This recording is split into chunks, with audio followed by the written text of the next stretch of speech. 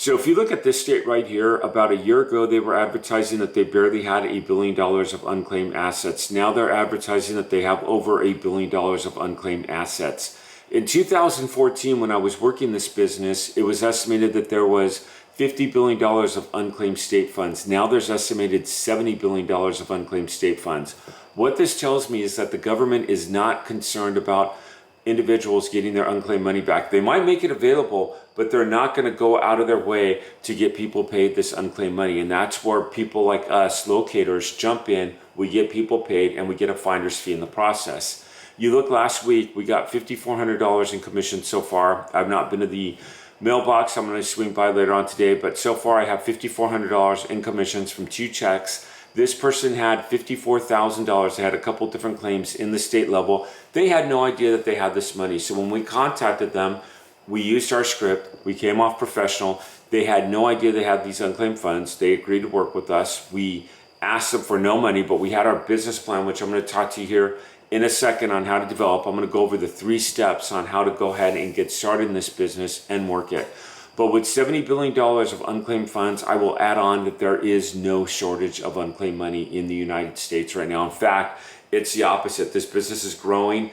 There's a need for locators. There's a need for people to be able to find people with unclaimed money.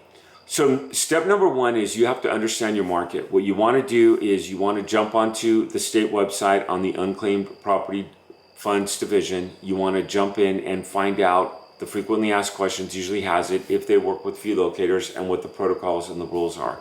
So the first step is you want to find out if the state works with fee locators, and that's typically what most states call you. Some call you unclaimed locators, property fund locators, surplus locators. You're going to be called a million different names, but typically it's a fee finder, fee locator, something to that degree. You want to find out if the state works with someone with that title. What you do is you jump onto the unclaimed funds property website page. So like in California, you just go to California unclaimed funds or Pennsylvania unclaimed funds. You go to that state website and you look in the, usually it's in the frequently asked questions. There'll be a section about fee finders and being a fee locator.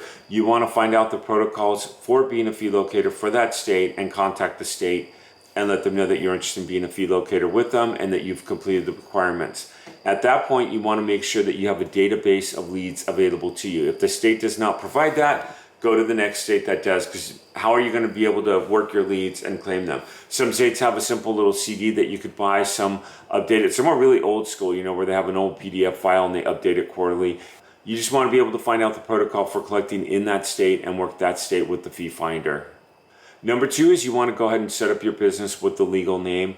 And if I might add, just keep this really simple. I know that I see a lot of people jump in and they go with the C Corp and an S Corp. Talk to your CPA, but go ahead and just do something simple. I would recommend like a simple little LLC as long as it works with your taxes. And I say this because you might be in a state where you have to relocate and you might be doing business in California and you might be getting taxed really heavily. And even though you may live in California, you may find that it's cheaper to have an LLC in a different state and you might eventually move it. So start off real simple.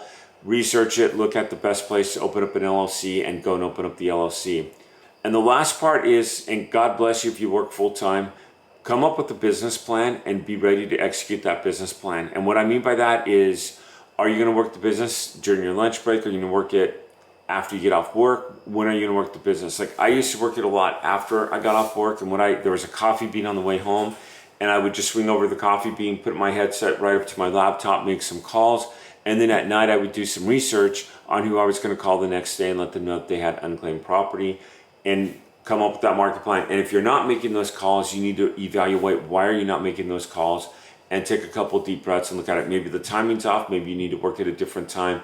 I do know that the best results I see is consistency in people that work it every day. Hey everyone, I hope this helps. Do me a favor, comment below. Let me know what you like on this video. If there's a part of this video that you want me to elaborate on and talk about further in the next video, put that down as well. I'll see you around. Thanks again for watching.